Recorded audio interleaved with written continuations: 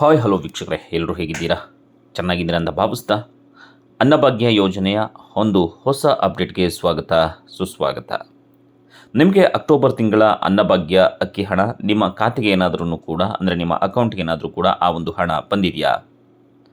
ಇದಕ್ಕೆ ಸಂಬಂಧಪಟ್ಟಂತಹ ಮಾಹಿತಿಯನ್ನು ತಿಳಿಸ್ಕೊಡ್ತೀನಿ. ಜೊತೆಗೆ ಯಾವ ಒಂದು ಜಿಲ್ಲೆಗಳಿಗೆ ಈ ಒಂದು ಅನ್ನಭಾಗ್ಯದ ಹಣ ಬಂದಿದೆ ಅನ್ನೋದನ್ನು ಸಂಪೂರ್ಣವಾಗಿ ತಿಳಿಸ್ಕೊಡ್ತಾ ಹೋಗ್ತಾ ಇರ್ತಾನೆ. ಸ್ಕಿಪ್ ಮಾಡ್ದೇ ವಿಡಿಯೋವನ್ನು ನೋಡ್ತಾ ಬನ್ನಿ. ಜೊತೆಗೆ ಹೊಸದಾಗಿ ನೀವು ನಮ್ಮ ಚಾನಲ್ಗೆ ಭೇಟಿಯನ್ನು ಕೊಟ್ಟಿದ್ರೆ ಇನ್ನೂ ಕೂಡ ನಮ್ಮ ಚಾನಲನ್ನು ಸಬ್ಸ್ಕ್ರೈಬ್ ಮಾಡಲಿಲ್ಲ ಅಂದರೆ ಸಬ್ಸ್ಕ್ರೈಬ್ ಮಾಡ್ಕೊಳ್ಳಿ. ಫ್ರೀಯಾಗಿ ನೀವು ಸಬ್ಸ್ಕ್ರೈಬ್ ಮಾಡ್ಕೊಳ್ಬಹುದು. ಇದಕ್ಕೆ ಯಾವುದೇ ರೀತಿಯಾದಂಥ ಚಾರ್ಜಸ್ ಇರೋದಿಲ್ಲ.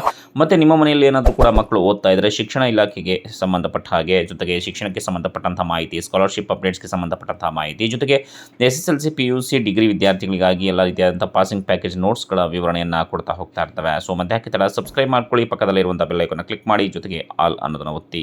ಸೊ ಬನ್ನಿ ಈಗ ವಿಡಿಯೋವನ್ನು ಶುರು ಮಾಡ್ತಾ ಹೋಗೋಣ.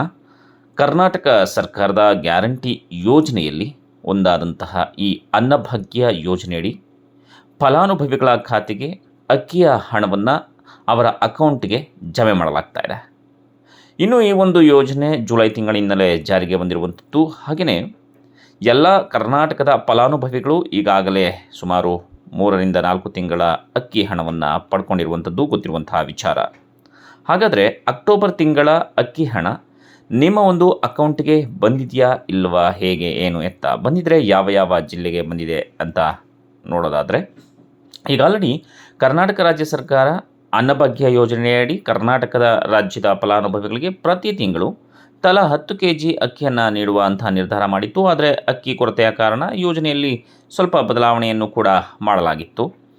ಇನ್ನು 5 kg ಅಕ್ಕಿಯನ್ನು ಜನರಿಗೆ ಕೊಟ್ಟು ಇನ್ನು ಉಳಿದಂತಹ 5 kg ಅಕ್ಕಿಯ ಒಂದು ಬದಲಾಗಿ ಪ್ರತಿ ಕೆಜಿಗೆ 34 ರೂಪಾಯಿ ದರದಲ್ಲಿ ಹಣದ ರೂಪದಲ್ಲಿ ಫಲಾನುಭವಿಗಳ ಅಕೌಂಟ್ಗೆ ಜಮೆ ಮಾಡಲಾಗುತ್ತೆ ಅಂಥೇಳಿ ಹೇಳಿದರು.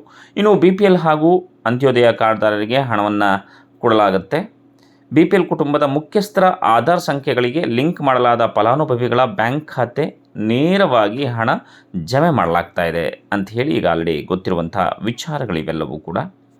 ಹಾಗಾದರೆ ಬನ್ನಿ, ಅನ್ನಭಾಗ್ಯ ಯೋಜನೆ ಜಾರಿಯಾದ ಮೊದಲು 2 ತಿಂಗಳಲ್ಲಿ ಫಲಾನುಭವಿಗಳಿಗೆ ಸುಮಾರು 294 ಕೋಟಿ ರೂಪಾಯಿ ನಗದು ವರ್ಗಾವಣೆಯಾಗಿರಲಿಲ್ಲ.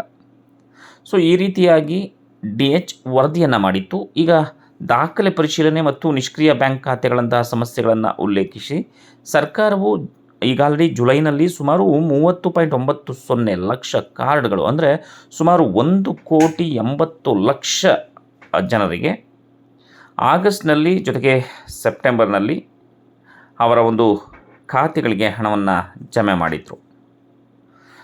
ಹಾಗೆಯೇ ನೀವೇನಾದ್ರೂ ಕೂಡ ಅಕ್ಕಿ ಹಣ ಪಡ್ಕೊಳ್ಳೋದಕ್ಕೆ ನಿಮ್ಮಲ್ಲಿ ಬ್ಯಾಂಕ್ ಖಾತೆ ಇಲ್ಲ ಅಂತಂದ್ರೂ ಕೂಡ ನೀವು ಪೋಸ್ಟ್ ಆಫೀಸಲ್ಲೂ ಕೂಡ ನೀವು ಅನ್ನಭಾಗ್ಯದ ಫಲಾನುಭವಿಗಳೇನಿದ್ದೀರಿ ಅಂಚೆ ಇಲಾಖೆಯಲ್ಲಿಯೂ ಕೂಡ ಉಳಿತಾಯ ಖಾತೆಯನ್ನು ತೆರೆಯಬಹುದು.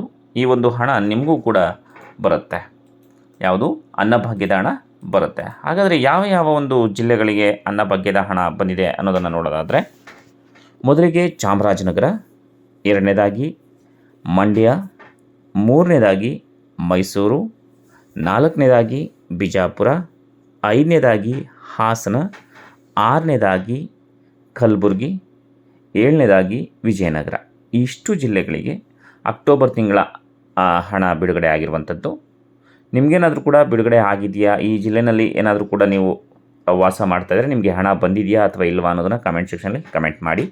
ಜೊತೆಗೆ ಮುಂದಿನ ಅಪ್ಡೇಟ್ಸಲ್ಲಿ ಹೊಸ ಒಂದು ಗೃಹಲಕ್ಷ್ಮಿ ಯೋಜನೆ, ಅನ್ನಭಾಗ್ಯ ಯೋಜನೆ, ಜೊತೆಗೆ ಕರ್ನಾಟಕ ಸರ್ಕಾರದ ಗ್ಯಾರಂಟಿ ಯೋಜನೆಗಳ ಮಾಹಿತಿ ಜೊತೆ ಭೇಟಿಯಾಗೋಣ. ಅಲ್ಲಿವರೆಗೂ ನಮಸ್ಕಾರ.